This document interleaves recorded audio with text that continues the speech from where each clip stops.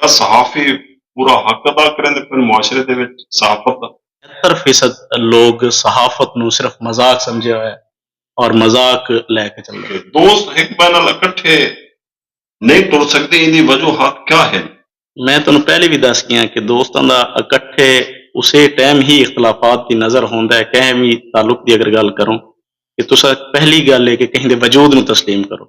ਜਿੱਲੇ ਤੁਸੀਂ ਕਿਸੇ ਦੇ ਵਜੂਦ ਨੂੰ ਤਸਲੀਮ ਨਹੀਂ ਕਰਨੇ ਪਏ ਹੁੰਦੇ ਤੁਸੀਂ ਇਸ ਖੌਫ ਵਿੱਚ ਮੁਬਤਲਾ ਹੋ ਕੇ ਤੁਸੀਂ ਆਪਣੀ ਜ਼ਿੰਦਗੀ ਨੂੰ ਲੈ ਕੇ ਚੱਲਦੇ ਪਏ ਹੁੰਦੇ ਹੋ ਦੋਸਤ ਨੂੰ ਸਾਹਮਣੇ ਰੱਖ ਕੇ ਕਿ ਮੇਰਾ ਜਿਹੜਾ ਦੋਸਤ ਹੈ ਮੇਰੇ ਨਾਲ ਸ਼ਾਮ ਸਵੇਰੇ ਉੱਠਣ ਬਾਹਣ ਵਾਲਾ ਹੈ ਮੇਰੇ ਤੋਂ ਜ਼ਿਆਦਾ ਪੜ੍ਹਿਆ ਲਿਖਿਆ ਵੀ ਨਹੀਂ ਮੇਰੇ ਤੋਂ ਜ਼ਿਆਦਾ ਐਸੇ ਸਲਾਹੀਅਤ ਵੀ ਨਹੀਂ ਤੇ ਮੈਨੂੰ ਕ੍ਰਾਸ ਕਰਨਾ ਪਿਆ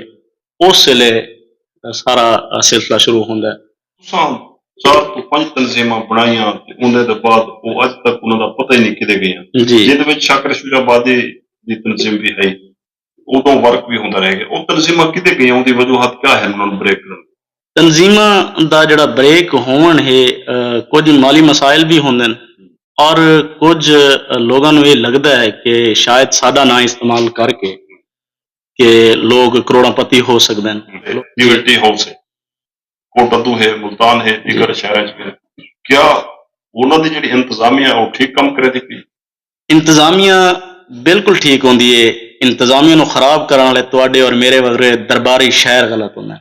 ਸ਼ਾਕਿਰ ਸਾਹਿਬ ਦੀ ਕਿੰਨੀ ਕਿਤਾਬਾਂ ਜਿਹੜੀ ਮੰਤਰ ਆਮ ਚ ਆ ਗਈਆਂ ਸ਼ਾਕਿਰ ਸਾਹਿਬ ਦੀਆਂ 12 ਤੋਂ 13 ਕਿਤਾਬਾਂ ਹਨ ਜਿਨ੍ਹਾਂ ਦੇ ਕੋਲੋਂ ਤੁਸੀਂ ਨਫ਼ਰਤ ਕਰਦੇ ਹੋ ਮੈਂ ਨਫ਼ਰਤ ਕਹਿਣ ਨਾਲ ਹੀ ਨਹੀਂ ਕਰਨਾ ਤੁਹਾਨੂੰ ਸੁਣਾਉਣ ਸਰੈਕੀ ਦਿੱਤੀ ਹੈ ਪੰਜਾਬੀ ਦਿੱਤੀ ਮੇਰੀ ਮਾਦਰੀ ਜ਼ੁਬਾਨ ਜਿਵੇਂ ਕਿ ਮੈਂ ਦੱਸ ਗਿਆ ਪੰਜਾਬੀ ਹੈ ਮੇਰੀ ਰੂਹ ਹੈ ਜਿਹੜੀ ਉਹ ਪੰਜਾਬੀ ਹੈ ਔਰ ਮੇਰਾ ਜਿਹੜਾ ਵਜੂਦ ਹੈ ਉਹ ਸਰਾਇਕੀ ਹੈ